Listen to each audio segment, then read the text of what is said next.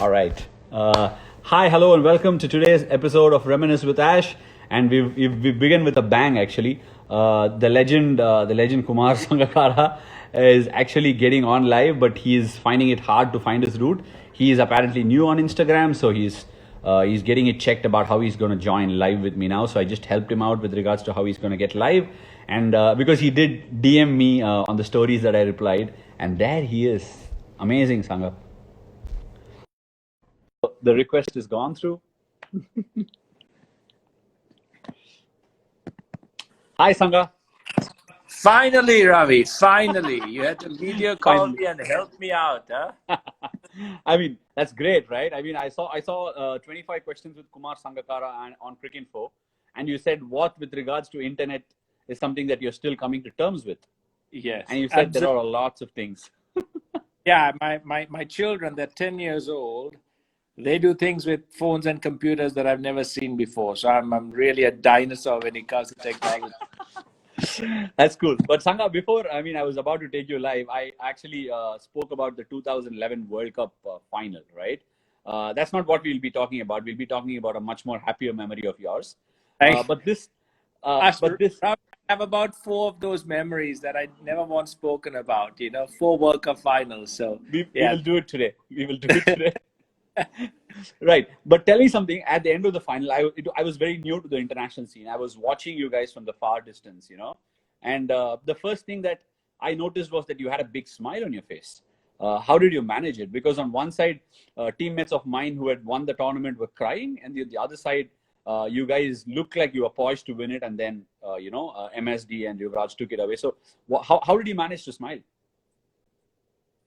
Well, I think in my life, living in Sri Lanka as well, Ravi, you have lots of things that really bring you down. There are things that you worry about. And for about, 30 years, we've had war, we've had natural disasters in 2005. And we have so many different issues that one of the greatest things about Sri Lankans is their resilience. And it is just inborn in us that when we play, we are extremely competitive. We want to win. But whether we win or lose, we have this equilibrium, about how we take a win or a loss. Yes, that smile hides a huge amount of sadness, of disappointment, of thinking of, 20 million people back in Sri Lanka who've been waiting for this for so long, since 1996. We had an opportunity in 2007, opportunity in 2011, then T20 opportunities in 9 and 12. So sometimes the best way to take victory or defeat is to understand that that's the way life is, and not every single thing goes your way. But the important thing is to be able to take that the same way. No extreme highs or no extreme lows with emotion. So that's the way we've kind of played our game. Not just me, but a lot of the Sri Lankans who played international cricket. And that was again a case of thinking, well, another one's gone. What can you do? You've got to get ready for another final in 4 years' But time. So it's not. but it did change, right? Pretty not so quickly like you might have enjoyed it, but in like 2 or 3 years' time, you did get your 2014 T20 World Cup when you played India in the final, right? You were the man of the match. You got a 52. I played that game. You guys pulled the innings from nowhere. Lasith Malinga and Kulasekara nailed Yorkers like I've never seen any better death bowlers do it. So how was that feeling? And did you feel like you had the game in the pocket once you had to chase just 130? Yeah, we never expected India to be kept under 160 or 170. That was what we were targeting, and we were thinking it'll be a good enough chase. We had a plan against the Indian side. Usually, when we played India in India, our job was to try and chase totals down because we knew that the Indian team loved chasing. The only thing is that in a 50-over game, we can do that, especially in 2011 if we had Angelo Matthews fit, because he was the guy who allowed us that fifth full bowler and the perfect all-rounder batting at 7. And he was doing a brilliant job. Unfortunately, in the semi-final, he tears his quadricep, and we have to change the balance of the side. Once that happens in a final, you're always, kind of averse to taking a gamble with that chase. So, but in the T20 final, You anyway play a 6-5 combination, and you have your all-rounders playing, and it's a shorter game. So we were always thinking, yep, we're going to chase whatever India scores. But when Virat Kohli came in, and I think he was on about 14, and he chips one to short mid-wicket, and Lasith Malinga, who was our captain at the time, dropped him. And I remember going to the other side because we had two similar incidents of dropped catches. One in 2011 when Gambhir was dropped. One in 2012 when Marlon Samuels was dropped.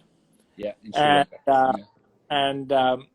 And they all went on to score match-winning knocks. And this time I was walking around, and I think, I'm not sure it was Dilshan or someone else crossing next to me, and I said, another drop catch. Hopefully this is not going to be a big innings. And Dilshan just goes, well, it's not the same player who dropped the catch, so maybe this time it's going to change. I remember laughing. I remember both of us laughing and then crossing over and getting into positions. But you were right. It was the last 4 overs. I think 24 balls for about 18 to 24, some ridiculously low amount of runs bowling to Virat and Mahi. So that exceptional dead bowling, which I've never seen before or since in a game, to tie one down was what really brought us in. And after that, it was just about making sure we batted sensibly.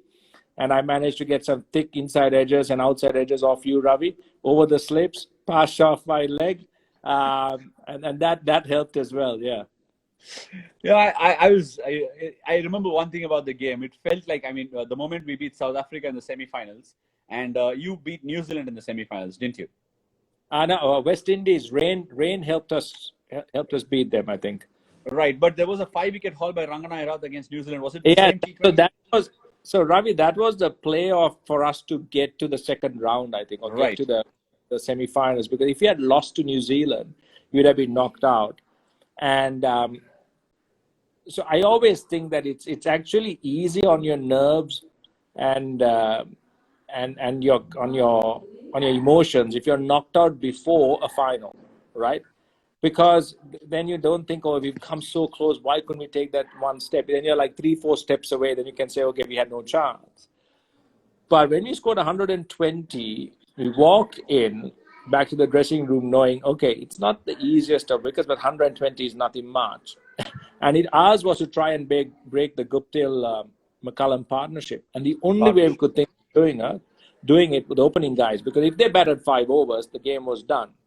So ours was to try and get our biggest weapon against them, especially McCullum, left arm spin into the game early. And little Rangana just kind of trundled in, turned his arm over, and bowled the spell of his life, of his T20 career, and the most important thing for us. I think he took 5 wickets for 3 runs or something like that, which was incredible. It could have probably been a 6 for, I'm not sure, but I'm just leaving it out there. But Sangha, tell me something else slightly different to this T20 World Cup triumph that you had. How much did it mean to Sri Lanka as a nation itself? Because I'm sure you grew up watching the Aravinda De Silvas, the Ranatungas, and you yourself and Mahela, both of you were carrying the baton, so to say. You were like a very charismatic presence in the world cricket and for Sri Lankan cricket, representing Sri Lanka out there. But you were so close, like you said, 2007, 2011, 2009 and 2012 in Sri Lanka at home. What was it telling in your head? Was it like kind of putting a little bit of pressure, saying, we are so close, but we're not able to replicate what Arjuna did? Was it going through the head at all? Yeah, absolutely. In Sri Lanka, you're never allowed to forget the 1996 World Cup. And one way of kind of getting that monkey off your back is, of course, the only way is to win one. Hopefully we wanted to win a 50-over World Cup, and we couldn't, but at least a T20 World Cup. So that was also motivation in terms of wanting to kind of say that, hey, hold on, we could also win a World Cup. But at the same time, also to understand that World Cup in 96, Ravi, changed not just my life, but the lives of so many, young cricketers who suddenly thought, okay, this is something that we wanted to do or could do, and we could beat the best in the world. So why not have that again and give a new inspiration to the younger generation that, yes, those dreams are still alive. We are still world beaters, not just in bilateral series or other benchmark tournaments, but in World Cups. So it meant a hell of a lot to us. And A lot of people don't know that, but during the World Cup, just before we left, we had issues with the cricket board, and we were not signing our contracts. And the flight, I think, was about to leave around 11 at night, and we were still not finalized as a squad when we were asked to come to the cricket board at 6. And what we said was, listen, it's a World Cup. We will play for free. We don't want any match fees. We don't want any money from the board, but we're ready to play, but we're not going to sign contracts. And I remember going to the cricket board and telling our vehicles to wait. We might be sent back and we might not be allowed to go. They might send another team. But then we had a couple of hours of chats inside, and they said, okay, fine, go, and we'll handle whatever we have to when we come back. So we went, and if I remember right, I think we even after we won, we came back, we still on principle refused match fees or anything like that, because that's what we as players wanted to do. So that also was added motivation to really kind of not throw that opportunity away, because we wanted to come back as winners. We didn't want to come back with our tail between our legs. So that also provided a lot of motivation. And we knew that the people out there in Sri Lanka, I mean, when we won and came back, we had people lining the streets from the airport all the way up to near the Taj Samudram Gulf face. That was how much it meant for the country and for us. Wow, wonderful. That's a lovely story to listen to, Sangha. And I must say, whenever I watch you on the field, or even Mahela for that matter on the field, there is massive amount of respect that I gain, because it's like you guys are torchbearers of a nation that sort of set the Asian benchmark in the late 90s when Arjuna and Aravinda and all of them won the World Cup. It was like, this joyous part of the world coming out and, showing the exuberance and showing the world how it is to play cricket with a smile on the face. Until then, a lot of people see the game with a lot of pressure, especially in India, it's too much pressure. But how did you manage to translate that? Because the era where Arjuna and Aravinda won the World Cup wasn't anywhere close to what it is today. But how do you mix and match in the late 2000s to be able to derive the results that yourself and Mahela duly got? Was it any different? Did it help that you had someone like Murali in the dressing room as well? Yeah, absolutely. I think we had a lot of players who played in that 90s era. Until about 1995, the Sri Lankan team were recognized as, like the good old Calypso cricketers. They were lovely guys, great bunch of players, played with grace, beautiful to watch, but unfortunately lost more than they won. 95 really changed that under Arjuna, because when Murali was called for throwing in Australia, and when Sri Lanka took that stand under Arjuna, the team kind of unified, because up until that time, even for the public, they were so crazy and passionate about cricket, but they never battle cry, other than just the cricket, right? They didn't have anything else beyond the game that really brought them and felt them personally attached to the cricketers. But suddenly, when Murali was called, Murali suddenly became, hey, hold on, no one's touching our star. No one is touching our brother, So we are going to gather around him, and this is going to be us. Not just the team, but the whole country suddenly kind of embraced that one situation, that one player.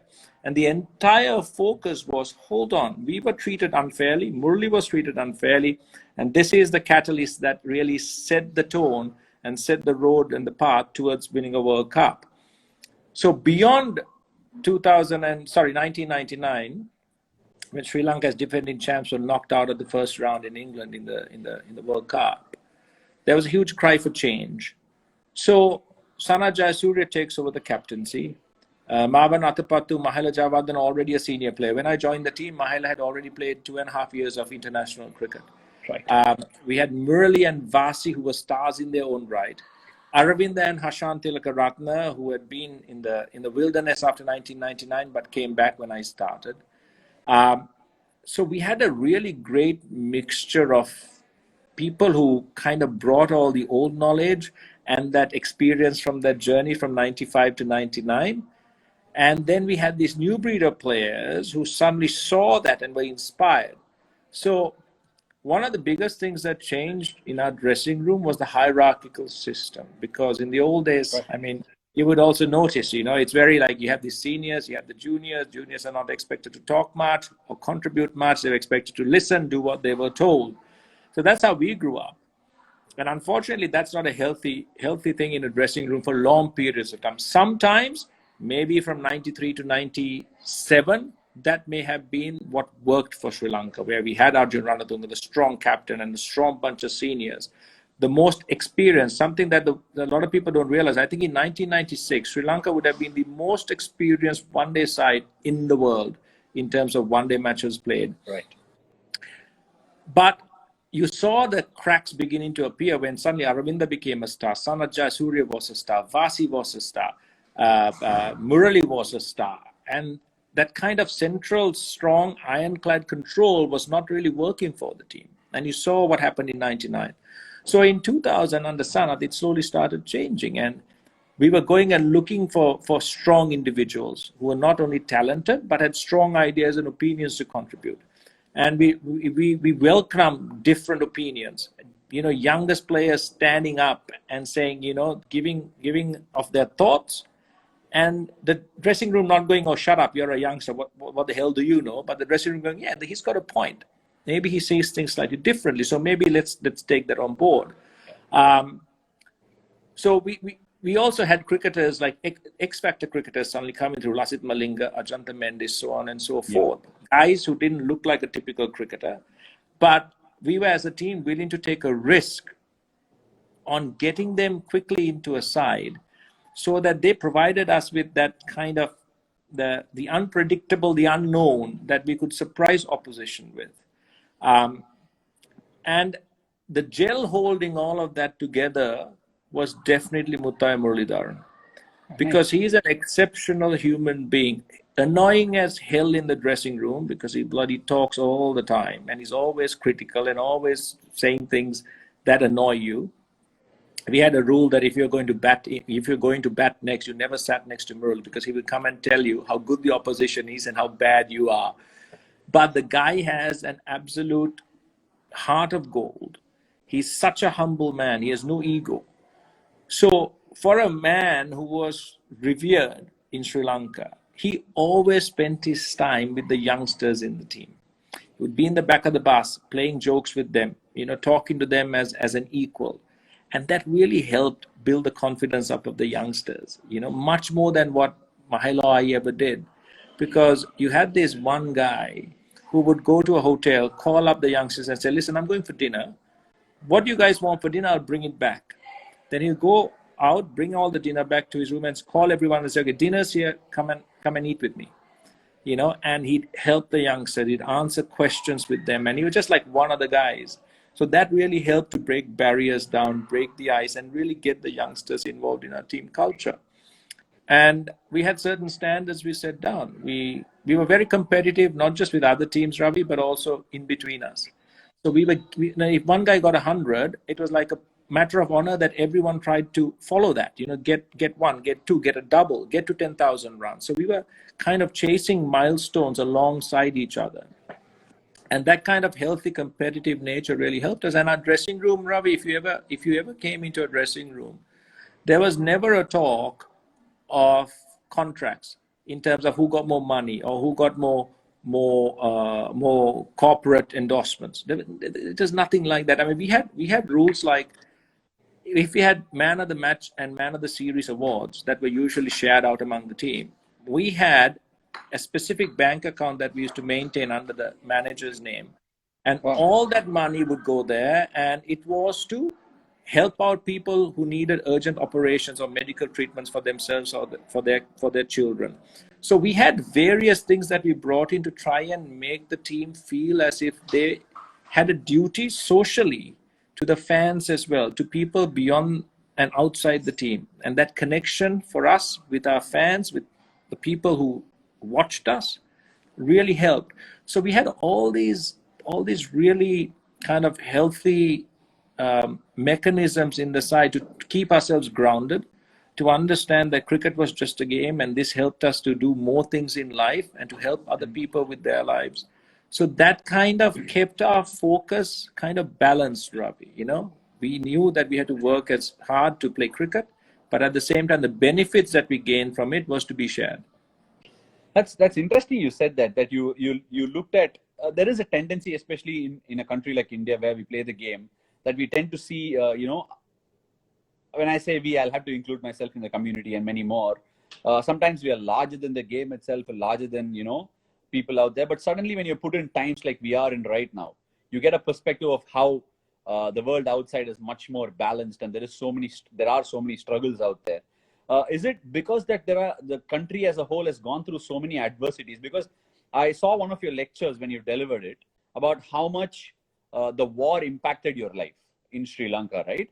Is it because of those hardships that you feel, hey, you know what, we need to live for today, and we need to be able to help as many people as possible? Is that something that's ingrained into everybody in the system? Because even when you spoke about Murli, that's something that sticks in my head. I was a no one, and he used to sit right next to me and talk about everything possible. Yes, he used to blurt out some of his anxieties of the game, but a thorough gentleman, a class human being. So is it because of the way you guys are brought up, or the hardships that you go through?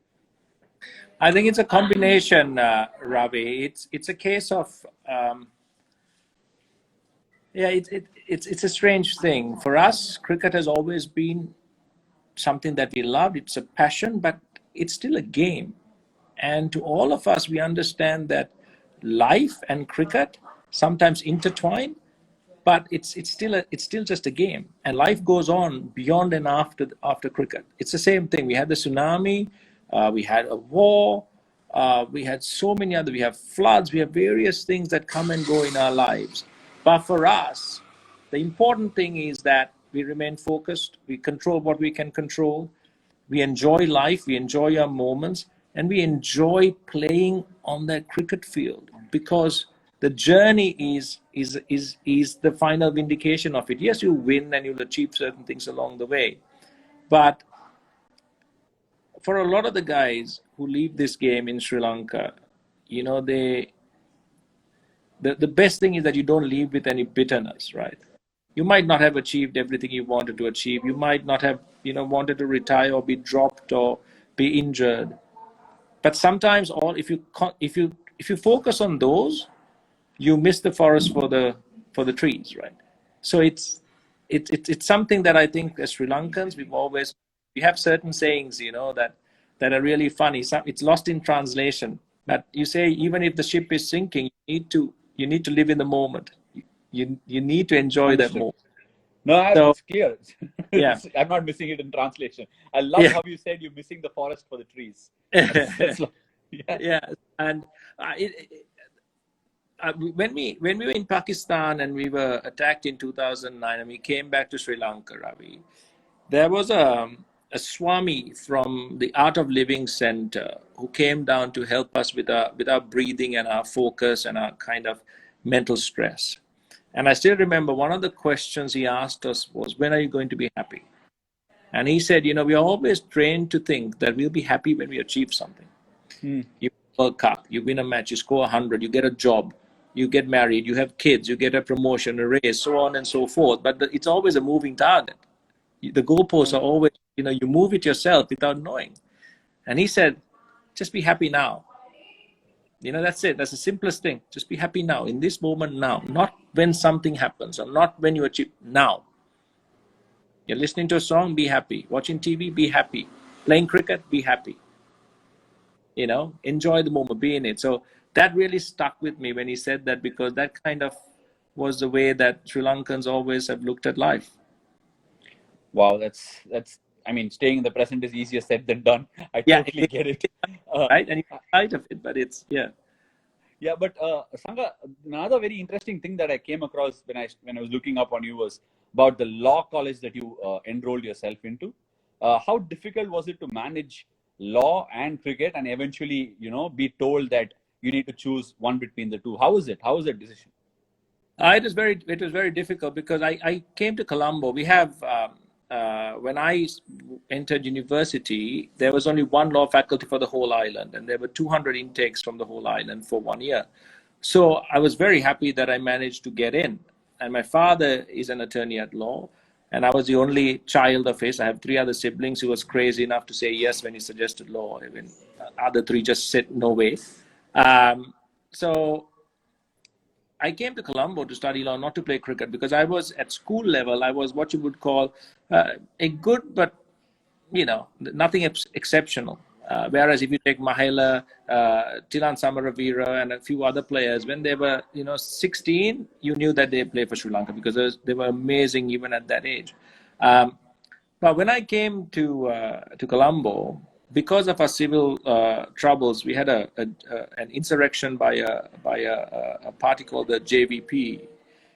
Started in the 70s, then continued later on when I was a teenager in the 80s. Universities were closed for years, so they had a backlog of students. So I had to wait 2 years to start my university degree. So I used those 2 years to play cricket because I had nothing else to do. I found a job that paid me 4,000 rupees a month, and I played cricket for that. It was a company called Informatics.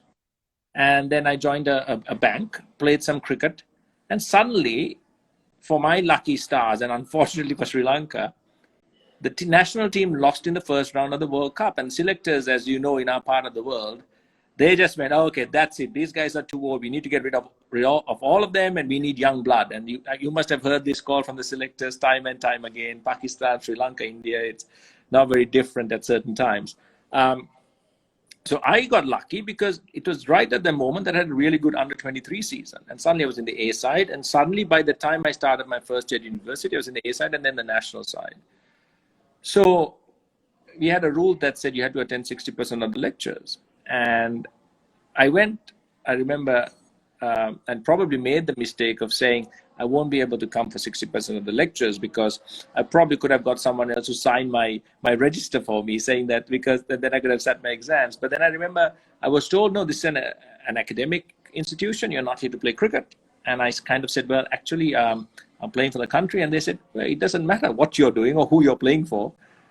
You have to either study or you play cricket. You can't do both here. And if you don't come for 60%, you can't sit your exam. So it was a tough choice, spending that long studying to get into uni, spending your 2.5 years there, and then with just a couple of year and a half or a couple of years to go, you have to just decide, okay, what do you do now? And I think I made definitely the right choice. I did what I had to do at that moment. Law studies you can come back to, but cricket, no chance.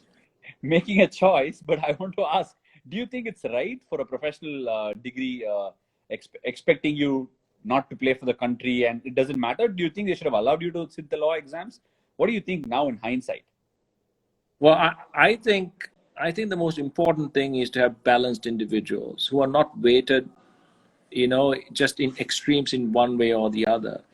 And offering the opportunity to further your education while pursuing your passion in terms of an international career is something that most universities in the world really cherish and value and create opportunity for.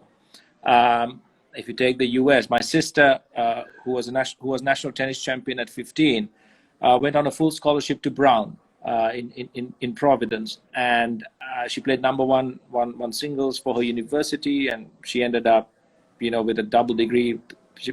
But in Sri Lanka, we were slightly more attuned to, okay, we have a backlog of students. We really need to churn them through here. So I don't really blame the authorities at the time, but I think the thinking has to change. Universities produce not just academics, but they produce individuals of worth and value who can be successful in a wide variety of areas. And sport in universities, like it is in school, is a huge part of developing certain supplementary skills that just academic work cannot do. So I hope the thinking's changed. I was invited to the inter-university games in Sri Lanka last year. And I went and I saw the passion with which all the universities from all around Sri Lanka participated with, and in so many different sports. So I was really happy that the thinking has changed and that more and more opportunities are created for sportsmen and women to pursue both an academic career and a sporting one. As you're speaking, you're not alone there, Sangha, because I was doing my engineering, and there was not one day in my life where I went to my college that I didn't hear that statement saying this is a professional degree And you know what? You have to choose between these two. I don't care what you do, but congratulations for whatever you've done there. But you'll have to give your, the attendance, and that's just the way it is. And in fact, many a times I've turned around and said maybe he's right. There are other people who turn up and go to college every day, and I cannot give the the required hours for it. Yeah. But moving on slightly from there, is it your 2 years into law that made you do what you did to Sean Pollock with so much grace and elegance and elan? I don't think I'm ever going to be allowed to forget that. There's a history to it. In 2002, when we toured South Africa, we played 2 test matches, and the Australians had just come and gone, and they had really beaten them soundly. And there was, I think, a bit of kind of an acrimonious verbal showdown as well on the field. So we had a lot of South Africans who were scarred by that. And the players thought, okay, Sri Lanka, easy target. Let's go really hard at them and replicate what the Aussies tried to do to us. So we played a practice game, and we were really, really surprised by a team that we usually got on well with, that they were really in our faces. So we went through the practice game, we played the first test, and it was getting really ugly. And I remember having a team meeting, and Marvin Athapat, who usually doesn't say much, was the first guy said, no, we're going to go back 10 times as hard as these guys are coming at us. And we're going to do it this game. It's going to be a conscious thing, and we're going to do it. So we had Russell Arnold, that short leg, given a job of make sure that you annoy the hell out of Herschel Gibbs. I'm sure he did a great job. Yeah, he did. And then we were in the slips, and suddenly we saw for the first time that South Africa really reacted negatively to that. They were batting, but they were really talking to us. Even Jacques Kallis would play a stroke and turn back and have a chat to the slips. Herschel Gibbs was put under a lot of pressure.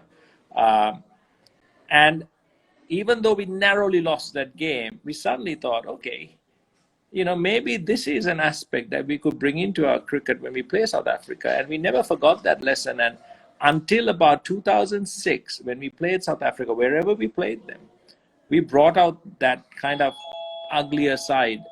And it was not pleasant, but it seemed to give us a huge edge over South Africa. And I think after 2006, when Smithy, when Biff was captaining, he came in and we had a good chat.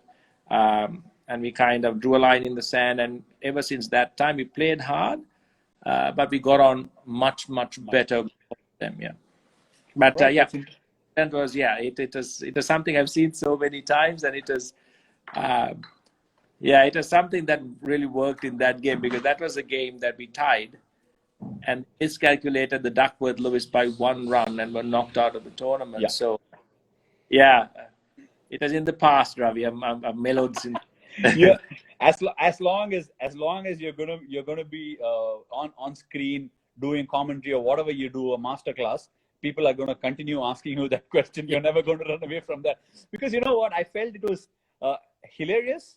At the same time, it was well within the line. There was nothing untoward said there. So that was the beauty of it. There was so much, grace about it. There was loud voice, but the message was clearly conveyed. So that's something I really enjoyed about it. And Sangha, just moving ahead a little bit more, you mentioned a lot of times that Murli could have gone on to play more cricket than he actually did. Why do you say that? Because he has 800 test wickets. I think when he retired, he must have been 38, 39, 40? Yeah, about that, I think. 39 he must be. I'll tell you the measure of the man, Ravi. He was 8 wickets away from 800. And 800 test wickets, as we all know, is an incredible amount. So he said he wanted to retire in the India series, and I was a captain. So I sat with the selectors and said, listen, he wants to play and retire after the first test. It's not going to happen. We've got to get him to get those 8 wickets and retire. So we called Murli into a meeting and said, Murli, I know you like taking challenges, but just think of it this way. It's tragic if you come so close and you don't get your 800. So you can play the first test, and if you're too tired and you have a niggle, take the second test off and you come back for the third test. Or you can take 2 tests off and come back for the next series, finish your 800. And Murli looked at us and said, you know what? No. That's not going to work for you or for me. I've always loved challengers, and if I am supposed to be the best spinner, I should be able to take 8 wickets at goal against any side. And if I take 8 wickets, I'm not just going to get my 800. We're going to win this test match as well. If I can't get it, I can't get it. So that's it. So this is my last test. Thank you very much. I'm going to take 8 wickets. And I was seated there and I was thinking, that's the kind of champion the guy was, right? And he missed a lot of games through injury because he bowled a lot of overs, Ravi. We didn't have, other than Vasi, the pace support to really get wickets. So Murray had to bowl to the openers, bowl to the middle order, bowl to the tail. So he bowled a lot of overs, and that really stressed him out and put a lot of pressure on his lower and upper body, his shoulder. So there were lots of times, and of course, no DRS, right? And a lot of the umpires for a long time didn't give LBW when he bowled around the wicket or bowled the twos, straightening over the wicket to a lefty. And I just look back and I think, forget just the years, but in between the amount of games he missed, the amount of overs he had to bowl, so he was always not the freshest or at his best during the latter half of a test match or a spell. And the inability of certain umpires to judge the variations, that really hurt his wicket tally as well. And I mean, you can't complain when you have 800, but imagine how much you'd have them. That's true. That's very true. No, but he will keep reminding. He makes these calls to me now and then saying, "Hey, how are you doing? Is it fine? Yeah. Just look after the injury will reoccur. It's happened to me. But if you can get past this, you can keep going. That sort of I mean, he's just an amazing human being, Sangha, and that's just saying he's an amazing human being is undervaluing his good humanness, to be honest. But there's another funny thing that happened. One day, him and Tom Moody were having an argument when Moods was coaching us. And Tom got really, really angry with Murali. And at one stage, just looked at him and said, "Who the hell do you think you are?" And Murali went, "I'm the best spinner to have played the game." Just looked at him and Mood just went, "Yeah, okay, you're right. No comeback there." And he just walked away and Murali was laughing his head off. You're right. He's a great man. Right, Sangha. But before I get to my final question, which I have saved up and wrapped up, tell me what is it like having a relationship with Mahela? It doesn't happen that very often the two stalwarts of the game, not just in Sri Lankan cricket but around the world. If Mahela and Sangha played, it felt like the bowling teams were on the knees a lot of times when the partnership took along. And both of you captained your share for Sri Lanka. In fact, in large numbers, both of you. How did you get along? It is not a very easy relationship to have, isn't it? Or is it does it come easily to Sri Lankans? No, definitely not. I mean, we were extremely competitive. I mean, our warm-up games, if we were on opposing sides, we used to kill each other. And we would have really strong arguments and debates before we could ever agree on anything. But that really worked for us because we would have different viewpoints and perspectives of something. We'll have a real argument. But when we made a decision, each one backed the other's decision 100%. There was never a case of, I saw it differently or he saw it differently, after we made the decision. It was always before we try and thrash everything out and then settle on one thing that was the right decision most of the time. And also we were quite easygoing, again, like I said, we got on really well on the field and off the field, we had similar tastes in various things that we did in food, not in music for sure, but in little things that really, and we were also the same age. So when I came into the side, Mahela was vice captain, so he was this very senior figure, but he was surrounded by guys who were 5, 6, 7, 8 years older than him. So he needed people of his own age around him. So it was me, Tilan Samaravira, and a few others that kind of, we went out, we had meals together, all of that. So that really, cemented the initial part. And then, of course, that we were like-minded in our passion, not just for the game, but also for Sri Lankan cricket and trying to get things right in the side. That really helped us. And then that's continued beyond the field. And we do most things together now in terms of business, etc. Yeah, I mean, that's surprising you said that you're very fiercely competitive. say that both of you are on the same page when it comes to food. You have your own restaurant together. So Yeah. it's quite a surprise that happens. It doesn't happen in many parts of the world, Sangha. So both of you must take credit for that. Well, Mahal is a very good footballer. So he loves his football, supports the side that is always the easiest side to support in the world, Manchester United. And we used to play warm-up football. And I used to say, okay, I'll be the ref because I was a terrible football player. So I would intentionally call a couple of fouls on him because he would then lose it. He would get so angry and say, that's not fair. That's not a foul. And I said, no, I'm sorry. I saw that as a foul. Blew the whistle. Sorry. And I could just try and rile him up to get him as angry and worked up as possible. But, that was the kind of, we had a very easy relationship. We would have an argument, whatever, but each one saw the logic and the intentions, the good intentions on the other side. The power of the relationship came out when we actually played against Sri Lanka. It used to look like, what? Mahela and Sangha have planned this together.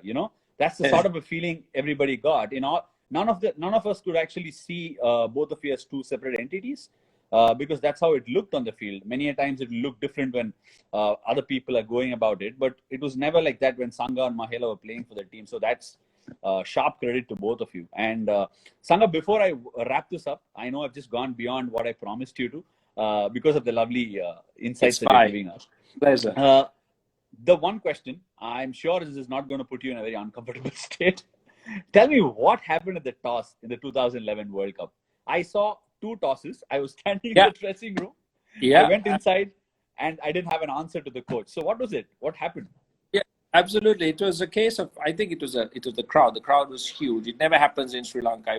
It's only happened in India to me. Once at the Eden Gardens, when I couldn't hear myself talk to the first slip. And then, of course, at the Wankhede. So I remember calling on the toss. And then Mahi wasn't sure what I had called. He said, did you call tails? I said, no, I called heads. And then the match referee actually said, I won the toss. And Mahi actually said, no, he didn't because... and so there was a little bit of confusion there. And then Mahi said, okay, let's have another, toss of the coin. And that's when the second one went up and it came down heads again. So luckily, I'm not sure whether it was luckily that I won because probably if I had lost, it may have been that India might have batted, right? So I think India might have chased. I think really, maybe. Because of the dew, maybe. Because of the dew. Yeah, because of the dew and because we played New Zealand earlier at the Wankhede. And our spinners really went through and we defended a total. So we weren't really sure. And then there was, of course, the spray that was spraying on the ground. And the fact that we had to, with Angelo's injury, we played a 6-5 combination, was all these factors working in. But for 100%, if Angelo had been fit, I know for sure that we would have chased. I'm not sure whether the result would have changed, but definitely would have been. You would have chased. You would have chosen to chase the score. You mean? Right? Absolutely, because that balance of Matthews at 7 is what really. If you take our entire campaign, whatever we did, Matthews's overs and his ability to bat with the tail and read situations was an incredible bonus to us. He was a young chap who came into the side and from day one could read situations. It's just instinct. He could understand how to up the rate, how to control a bowler, when to take advantage and accelerate. I mean, if you watch the 2010 chase against Australia with Lasith Malinga, when we were 8 down for 109, chasing 238, and he won us the game with Malinga. Yeah. It was incredible against Mitch John, everyone. So in that World Cup final, I think that's the biggest thing that I look back and think. You can talk about drop catchers, all of these things that happens. But I think that composition of the side and that the fact that we were forced to make the change was to me the turning point in our strategy that we had to change quickly. Right. Thank you so much, Sangha. You've been, as always, as charismatic as you can be, and you put your thoughts out beautifully. But just before we leave, how is the virus impact in Sri Lanka? Because we do hear from the Sri Lankan board very often that they would like to host India over there or whatever it is. Everyone wants to host India, Ravi. That's the tour everyone wants, not just Sri Lanka. But we would love for India to come tour because it's the best tour, not just in terms of quality of cricket, but also in the amount of TV rights. So that's a huge financial boost to the side. But Talking about COVID, yeah, it's been a tough time in Sri Lanka, even though the virus is not, growing uncontrollably and the community spread is at a minimum. We still have a lot of Sri Lankan expats who are working in the Middle East who are coming back, and some of them are testing positive. So the cases seems to have a little bit kind of spiked as a result. But I think the government, the frontline doctors and medical staff, the military, the police, everyone's really come together to try and really have a working system in place. We went into lockdown early. We had, island-wide curfews, and slowly lifted, and now curfews lifted to large parts of the country. And still Colombo and Gampa, two of our districts, are still operating under regulations that don't allow you to cross borders. But work and the economy is back open. But a lot of the daily wage earners and a lot of small to medium businesses, especially connected to the tourist industry and the hospitality trade, F&B, they've really struggled. But it's always a case of where the daily wage earner, even if you deliver food to the door, they don't have the money to buy it. So a lot of them suffered. But it was great to see the Sri Lankans, pulling together. They went out, neighbors would feed each other, whatever grew in your garden was shared, whatever rations you had was shared, and people had programs to donate rations. So it was a great community effort by everyone. Right. It's great to have listened to you on COVID and many other aspects of cricket from Sri Lanka. And I really wish and keep my fingers crossed that Sri Lankan cricket is back to where Arjuna left it, and so did Sangha, and it will be back to its glory. I know that's a topic you don't like to talk about, so I have stayed away from it. And thank you so much for joining me today on Reminisce with Ash, and hope to catch up with you soon, Sangha. Take care. Thank you. It's been a great pleasure. Sorry for the delay. I'll That's all right. I totally enjoyed schooling you on one thing. Right. Thanks very much, Ravi. Good night. Oh, take care. Bye.